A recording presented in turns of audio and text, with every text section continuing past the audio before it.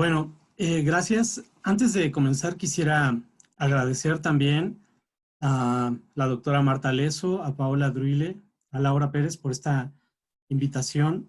Para mí es un honor compartir este espacio tanto con las organizadoras, como con los participantes, quienes han sido eh, mis fans durante mi redacción de mi tesis doctoral. Bien, voy a leer mi texto. 3 acepciones psíquicas de la palingenesia en Filón de Alejandría. La presente ponencia tiene como propósito efectuar un análisis del concepto palingenesia, regeneración, en Filón de Alejandría. Sobre la base de los usos de este término, es posible diferenciar 2 significados fundamentales, los cuales pueden dividirse en 2 grupos. La palingenesia entendida en un sentido cosmológico, que se refiere a la regeneración del cosmos, y la palingenesia entendida en un sentido psíquico, que se refiere a un proceso regenerativo que acaece en el alma humana. De acuerdo con Borgen, Filón utiliza este término 13 veces.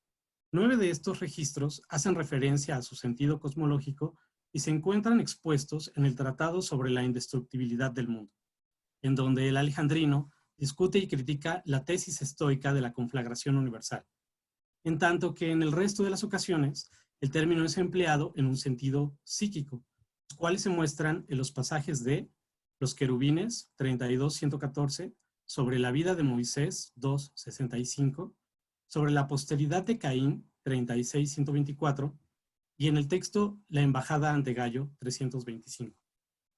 Considero que sobre la base de los pasajes antes mencionados, Filón habla acerca de 3 tipos diferentes de regeneración psíquica, de los cuales el primero se refiere a un proceso regenerativo del alma en un sentido moral, la palingenesia entendida como regeneración en un sentido moral, en tanto que los otros 2 nos introducen a las significaciones escatológicas del término, las cuales se subdividen en la palingenesia entendida como la migración y la permanencia del alma individual hacia el ámbito de lo suprasensible, y 3, la palingenesia entendida como la migración del alma individual hacia el ámbito de lo sensible. En otras palabras, la palingenesia como reencarnación. Tesis que en los últimos años ha generado una gran discusión dentro de los estudios filónicos, principalmente por el texto que el profesor Santamaría hacía referencia en la conferencia anterior. Punto número 1. La palingenesia entendida como regeneración moral. La resolución ante las interrogantes planteadas anteriormente partirá de 3 referencias textuales sobre lo que hemos identificado como las acepciones de la palingenesia en tanto regeneración moral. El pasaje de Sobre la vida de Moisés 2:65, la conclusión de Filón respecto a una de las interpretaciones que realiza sobre el pasaje de Génesis 6:9. En dicha interpretación, que comienza en 2:59, Filón considera la imagen del diluvio como una alegoría de una renovación moral de la raza humana cuyo espíritu está representado por Noé. Decimos que esta renovación es de carácter moral porque, como el propio Filón lo afirma, la causa de la salvación de Noé se debe a que éste no cometió ninguna falta voluntaria, lo que significó su salvación. Por otra parte, en el pasaje de Sobre la embajada a Gallo 325, Filón afirma que vivir bajo los efectos del temor, específicamente el temor a la muerte, es como vivir estando muerto, y que el alejamiento de este temor es la causa de una regeneración. La concepción del temor como causa de la denigración de la vida del hombre es una idea común en Filón. El temor es un alejamiento de Dios, pues en él no existe ni la pena ni el temor, ni la participación de los males. Y dado que todo alejamiento de Dios es inmoral, podemos inferir que el temor es propio del hombre vicioso, como el mismo Filón lo afirma en reiteradas ocasiones. El pasaje de Sobre la posteridad 36:124, en donde se habla del renacimiento de Abel en Set, es decir, la irrigación, se pone al descubierto la importante función del desarrollo del intelecto para la activación y la concreción de la regeneración moral bajo la metáfora del intelecto que riega al alma con su corriente nutricia a fin de que ésta se desarrolle y avance hacia lo mejor. El proceso de regeneración en un sentido moral parece tener un antecedente en la expresión hebrea subsebut, el cual es un tecnicismo que designa, por lo general, un retorno a una situación anterior y que se encuentra dentro del contexto de los libros proféticos y en algunos salmos. Preuscher sostiene que la fórmula subsebut debe traducirse como conducir hacia el cautiverio. Dietrich, por su parte, considera que el término subsebut se refiere a un tecnicismo que significa volver del exilio, que implica la idea de un retorno a un tiempo más próspero, aunado que también considera que dentro de otros contextos la expresión significa restauración. Para Schlögl es un término jurídico que designa el reconocimiento de la propia culpabilidad, la cual introduce, al menos indirectamente, la idea del arrepentimiento y de un cambio causado por la autoconciencia moral. Estas discusiones en torno a los significados de subsebut parecen, todos ellos, como significados posibles o al menos cercanos a la palingenesia filoniana en tanto regeneración moral, y se hacen patentes en metáforas como hombre muerto que vive. En Filón, este tipo de expresiones son evidentemente alegóricas, pues aluden al exilio y al alejamiento de Dios, el cual se correlaciona con una serie de faltas morales.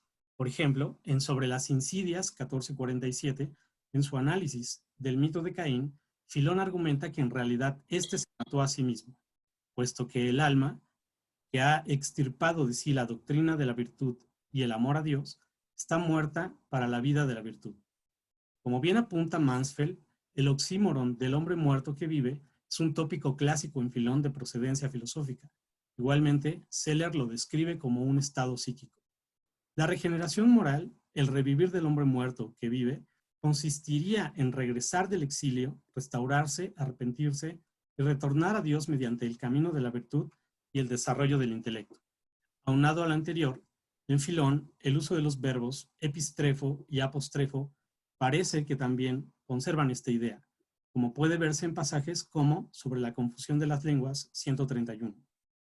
Punto número 2. La palingenesia entendida como migración y permanencia del alma individual hacia el ámbito de lo suprasensible. En el pasaje de los querubines 114, en la edición de Colson, es un pasaje clave para plantear la tesis escatológica de la palingenesia entendida como este traspaso del alma humana del ámbito de lo sensible hacia el ámbito de lo suprasensible.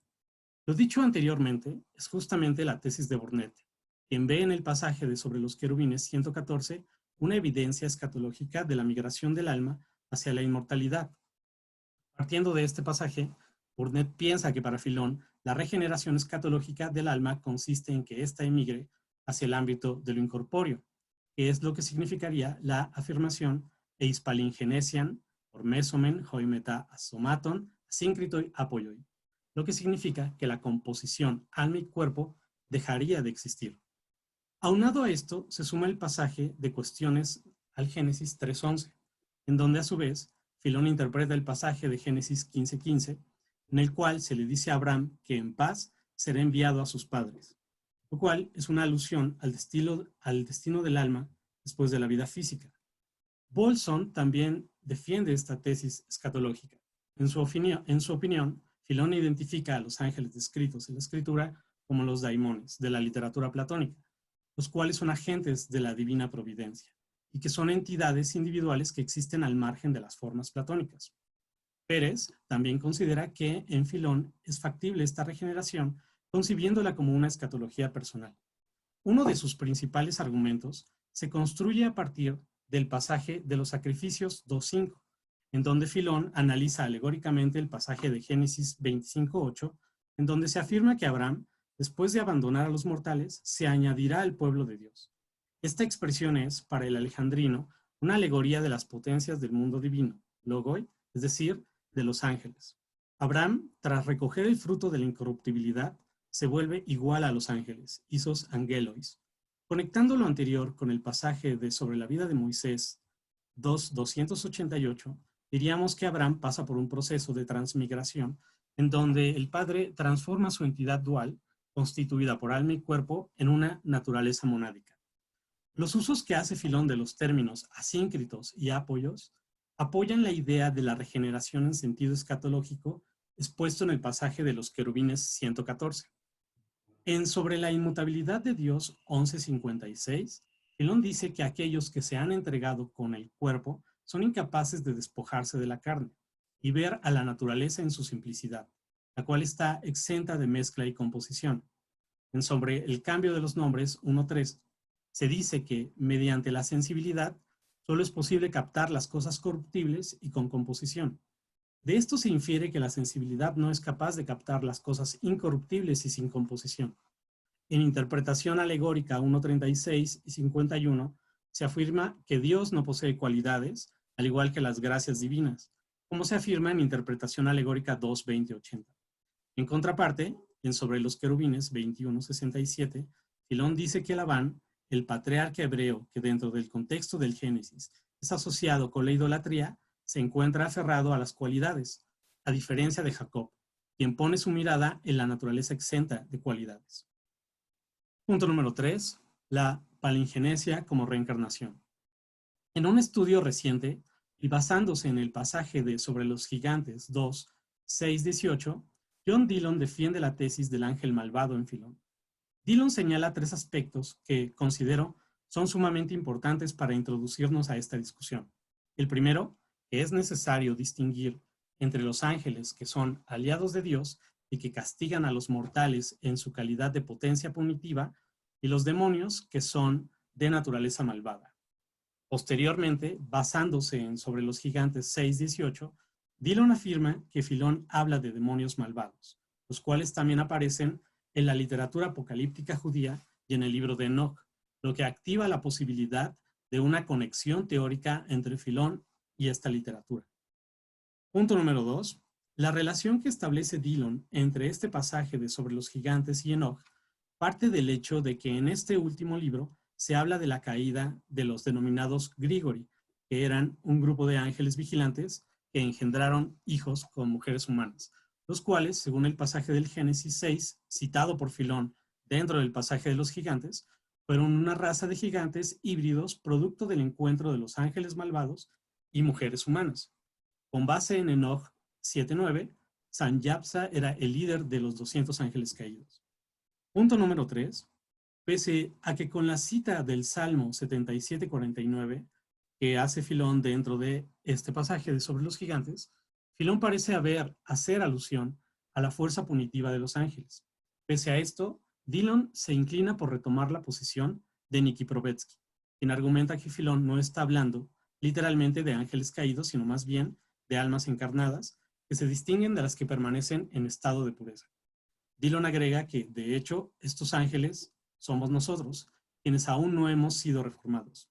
Así, los ángeles malvados serían las almas de todo individuo que aún no ha transitado por el proceso de la migración escatológica de la que se habla dentro del pasaje de los querubines 114. Con base en lo anterior, debemos entender a estos angeloi poneroi como una metáfora de las almas que están encarnadas en un cuerpo. Me gustaría pensar que no, y contrario a lo dicho por Dillon, considero que no existen razones para pensar que dentro del pasaje de Sobre los gigantes 2, 6, 18, Filón se refiere a las almas encarnadas. Quizá los ángeles malvados son literalmente ángeles malvados, y con esta expresión Filón se refiere no a las almas que se encuentran encarnadas en un cuerpo, sino a las almas de aquellos hombres que, habiendo llevado una vida apegada a los deseos del cuerpo, murieron sin desarrollar la virtud moral y en consecuencia mantienen post-mortem su deseo de experimentar los placeres corporales. Dicho de otra forma, los ángeles caídos representarían las almas de los hombres viciosos que murieron y que están en vísperas de reencarnar de nueva cuenta en un cuerpo. De tal manera que el pasaje de Sobre los gigantes, y en concreto este tipo de ángeles, serían una alegoría de lo que se he denominado como la tercera acepción psíquica de la palingenesia, esto es, la regeneración como reencarnación del alma humana. Es evidente que la concepción que tiene Filón de los ángeles caídos es muy cercana a la que aparece dentro del contexto de Enoch, en donde los ángeles caídos se caracterizaban por tener deseos por las mujeres humanas. Aunado a lo anterior, me parece claro que Filón establece una diferencia entre alma, por un lado, y ángel y demon, por otro. En Sobre los gigantes 4.16, Filón afirma que pese a que difieren de nombre, existe una misma realidad que subyace tanto a las almas como a los demones y los ángeles. ¿Cuál es esta realidad subyacente? Esta realidad se refiere a que así como existen almas buenas y malas, también existen ángeles o demones buenos y malos. Filón parece señalar que las almas y los ángeles demones no se distinguen por ser buenas y otras malas. Si esto es así, ¿en qué se diferenciaría el alma del ángel?